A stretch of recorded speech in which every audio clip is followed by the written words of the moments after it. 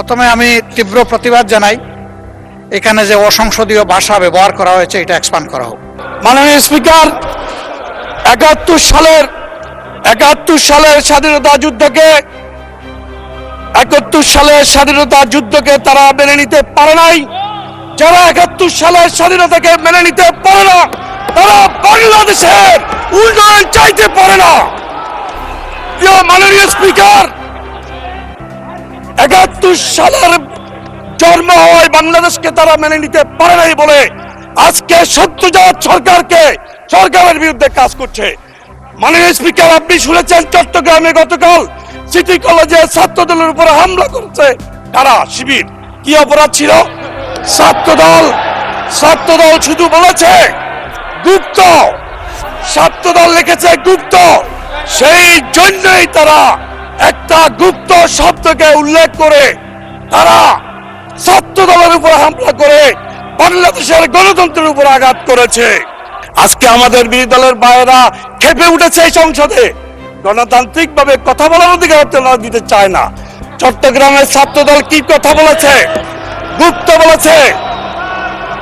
এই সংসদে আমরা নির্বাচিত হয়ে আসছি কথা বলার জন্য।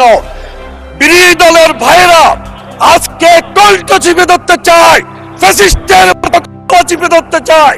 তার প্রকাশ এখানে চট্টগ্রামের ছাত্রদল একটা শব্দ লিখেছিল গুপ্ত।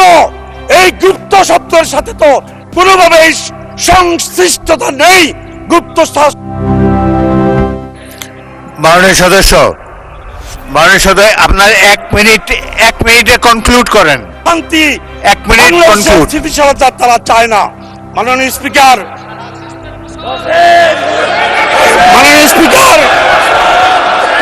আমি বলতে চাই আজকে সংসদে আমাদের সম্মানিত বিরোধী দলের সংসদ সদস্যরা যে আচরণ দেখাচ্ছে, এতে মনে হচ্ছে বাংলাদেশে আগামী দিনে সুষ্ঠু ধারা রাজনীতি তারা করতে দেবে না, এটাই প্রতীয়মান হচ্ছে। প্রিয় ভাইরা, বিরোধী দলকে আমি এটাও বলে দিতে চাই, আমাদেরকে যারা ভোট দিয়েছে তারা আঙ্গুল চষবে না, বসে থাকবে না, তারা প্রতিবাদ করবে। আমাদের ভোটাররা তাকিয়ে থাকবে না। অতএব আমি তাদেরকে সবিনয় অনুরোধ করব, সরকারকে সাহায্য করুন। ফ্যাসিস্টের মতো বিভিন্ন দলের মতো বাংলাদেশকে অস্থিতিশীল করা ঠিক হবে না। আপনারা আসুন আমাদের সাথে বাংলাদেশকে ফ্যাসিস্টের সময় থেকে ভিন্ন সময়ে আমরা বাংলাদেশকে এগিয়ে নিয়ে যাই। কোনোভাবেই যেন অতীতের ধন্যবাদ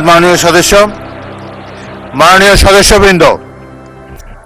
রাজনৈতিক বিভিন্ন দলের বিভিন্ন মতাদর্শ থাকতে পারে, তাদের কথাবার্তাতে সবটাই পছন্দ হবে এমন কোনো ব্যক্তি নয়, কিন্তু অনুগ্রহ করে শুনুন, আমার কথাটি শুনুন।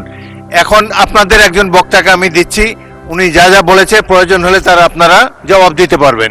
বক্তব্যের মাধ্যমে জবাব দেন। একজন বক্তাকে বক্তব্যের সময় অনুগ্রহ করে ডিস্টার্ব করবেন না। এখন বক্তব্য রাখবেন মোহাম্মদ আব্দুল বারী সর্দার। আচ্ছা, মাননীয় বিরোধী দলের নেতা বলেন, কিন্তু এই বক্তব্যের মাধ্যমেই জবাব দিবেন, এটাই আমরা আশা করি। কাউকে ডিস্টার্ব করবেন না, বলুন। না মাননীয় স্পিকার। জি, ধন্যবাদ মাননীয় স্পিকার। প্রথমে আমি তীব্র প্রতিবাদ জানাই এখানে যে অসংসদীয় ভাষা ব্যবহার করা হয়েছে এটা এক্সপান্ড করা হোক। 2 নম্বর, একজন সংসদ সদস্য সংসদের ভিতরে দাঁড়িয়ে যে হুমকির ভাষায় কথা বললেন, আমরা এতে আঘাত পেয়েছি এবং আমরা আমাদের ক্ষোভ প্রকাশ করছি। জনগণ বসে থাকবে না তার মানে কি? তিনি কি উস্কাই দিচ্ছেন জনগণকে বিশৃঙ্খলার দিকে? এগুলা সংসদীয় আচরণ না মাননীয় স্পিকার। আমরা পরীক্ষা করে দেখব, যদি কোনো অসংসদীয় কোনো ভাষা থাকে সেটা আমরা এক্সপাঞ্জ করব যদি থাকে। আর দ্বিতীয়ত,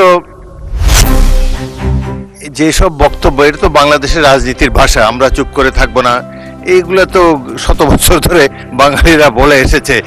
এগুলা আপনারা বক্তৃতা যখন দেবেন আপনারা এর জবাব দেবেন, কিন্তু বক্তব্য রাখার সময় অনুগ্রহ করে ডিস্টার্ব করবেন না।